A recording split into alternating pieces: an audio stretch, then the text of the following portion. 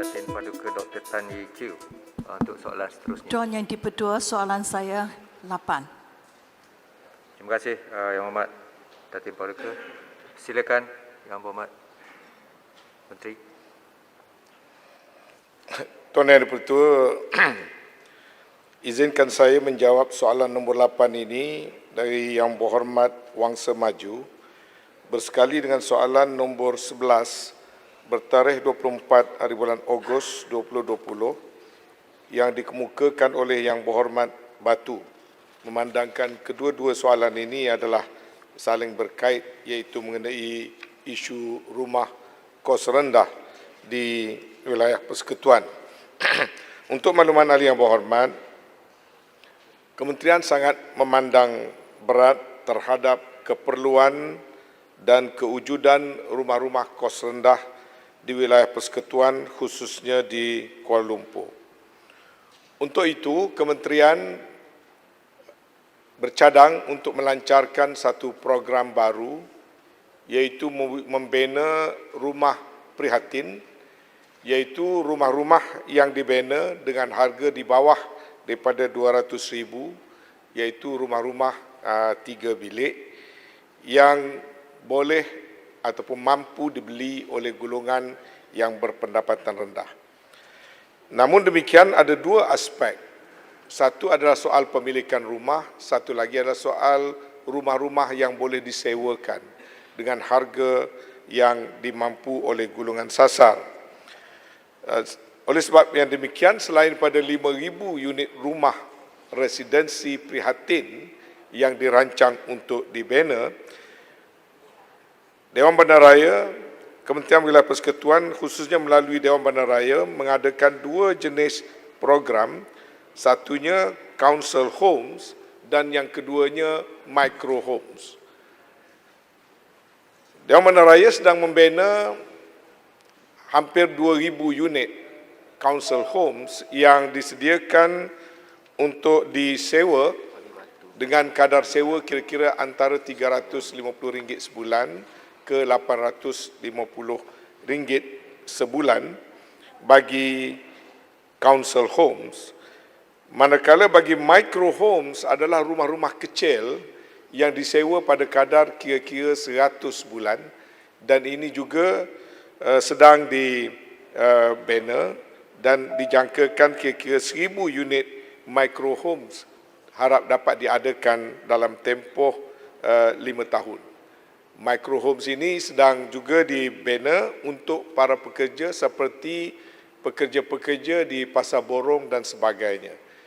Kita sedang meneliti untuk mewujudkan satu dasar perumahan yang lebih komprehensif dengan mengambil kira keperluan rumah kos rendah masa hadapan di wilayah Persekutuan.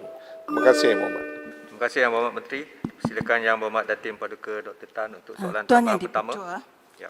terima kasih saya ucapkan kepada Yang Berhormat Menteri atas jawapannya yang telah memberi satu harapan kepada semua penduduk-penduduk di Kuala Lumpur. Akan tetapi saya menerima banyak maklumat berkenaan terdapat rumah sewa PBR yang dulu telah diberi kepada kroni-kroni politik, khususnya UMNO. Walaupun mereka ini telah pun memiliki rumah sendiri, akibatnya rumah-rumah PBR yang dimiliki mereka itu disewakan kepada pihak yang lain, dengan satu kata yang lebih tinggi.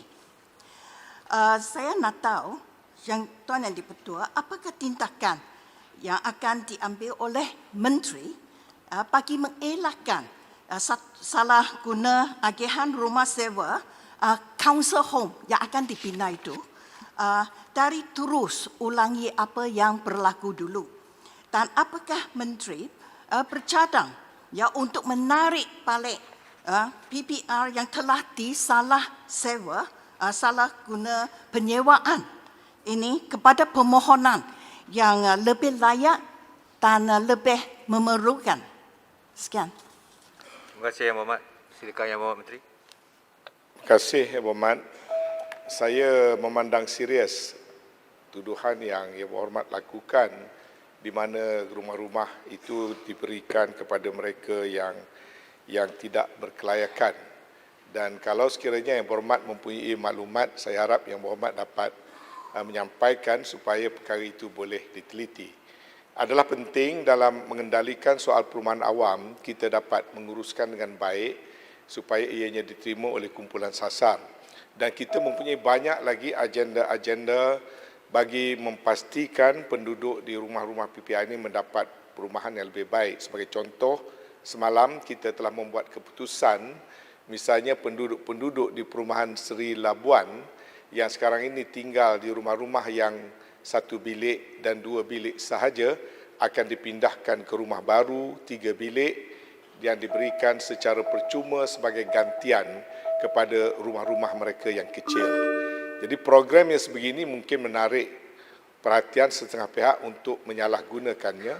Jadi saya fikir kita perlu bekerjasama supaya perkara itu tidak berlaku dan kita harus berikan keadilan kepada mereka yang layak, insya-Allah.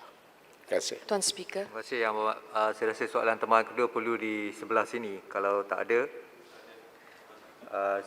Yang Berhormat Batu telah lama menunggu. Maaf. Silakan. Soalan saya berkait dengan Terima kasih Datuk Speaker. Soal saya berkait dengan isu perumahan di mana PPR ataupun Pangsapuri. Isu berkaitan dengan parking di mana banyak PPR ataupun Pangsapuri di Kuala Lumpur memang sangat susah apabila mereka menghadapi isu ini di mana parking sampai 3 lane parking kereta dan susah untuk bombah untuk masuk dalam. Dan apakah rancangan kementerian untuk mengatasi isu ini? Sebelum ni Kerajaan Pakatan Harapan telah mengadakan rancangan untuk buat beberapa parking untuk PPR dengan Pangsapuri. Contohnya PPR Beringin, PPR Batu Muda dan Pangsapuri Seri Perak di Parlimen Batu. So, apakah status terkini berkaitan dengan isu parking? Terima kasih. Terima kasih Yang Berhormat Batu. Silakan Yang Berhormat Menteri.